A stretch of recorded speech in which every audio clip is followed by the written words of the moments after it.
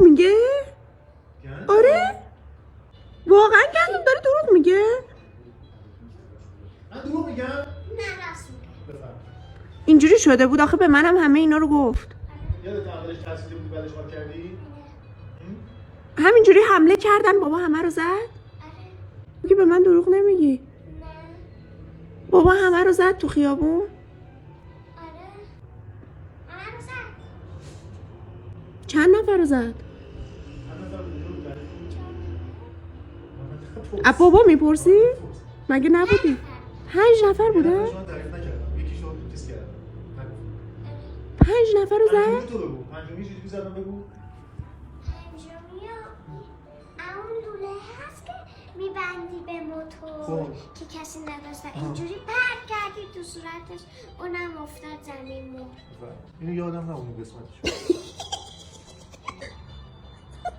آره درسته.